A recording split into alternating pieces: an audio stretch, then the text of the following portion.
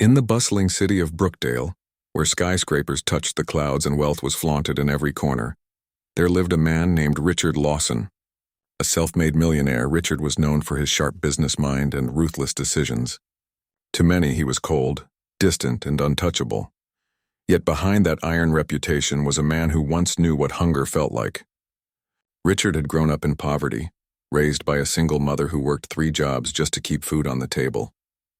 Though he rarely showed it, those memories were etched into his heart. One ordinary afternoon, Richard stopped by a local supermarket, something he rarely did himself.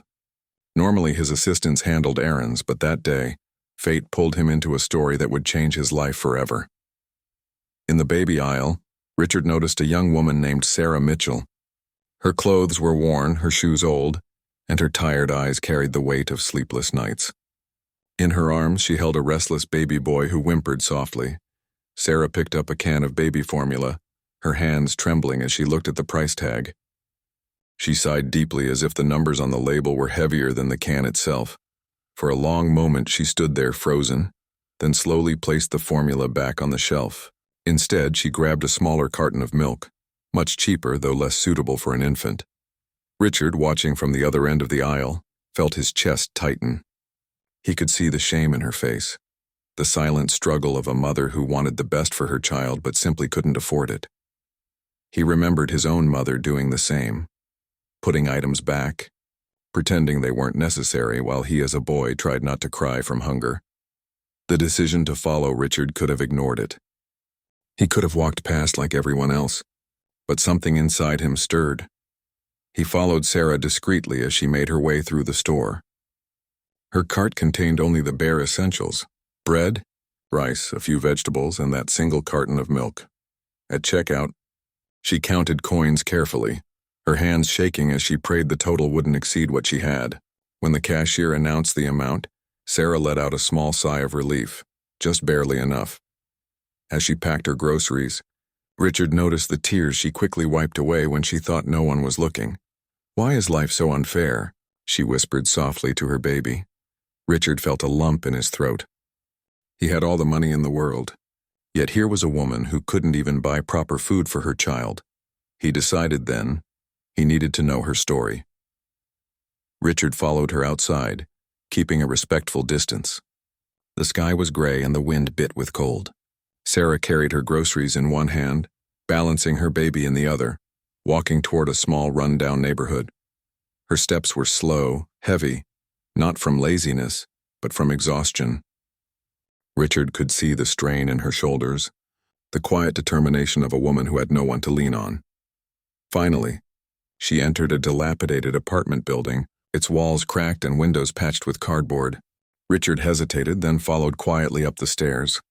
On the 3rd floor, she unlocked a door and stepped inside.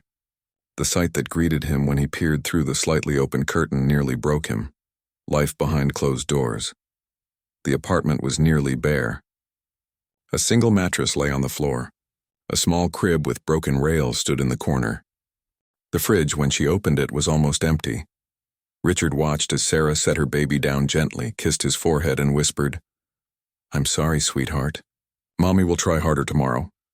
She then sat at the small table, put her head in her hands, and silently wept. Richard stepped back, overwhelmed. He realized this wasn't just about poverty.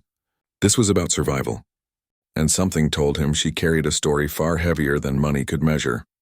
Richard couldn't sleep that night. The image of Sarah crying replayed in his mind again and again. By morning, he made a decision.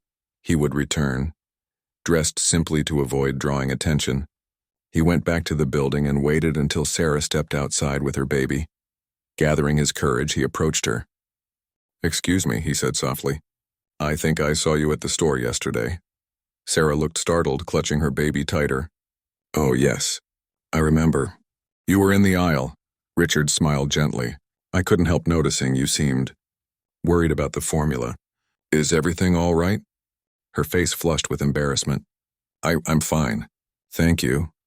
She tried to walk away, but Richard's voice stopped her. "Please forgive me if I'm intruding, but I know what it's like to grow up without enough food.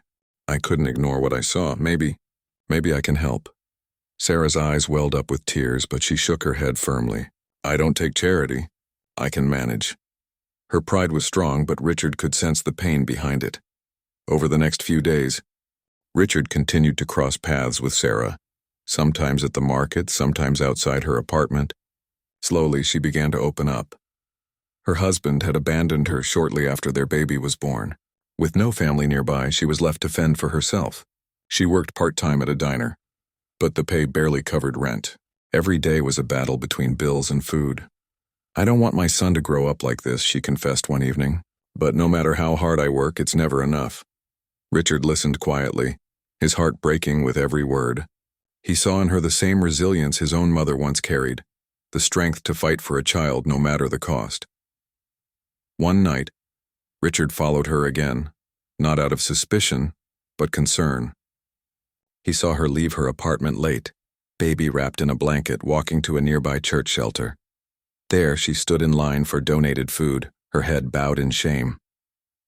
When a volunteer handed her a bag of canned goods, she whispered a soft "thank you" and clutched it to her chest.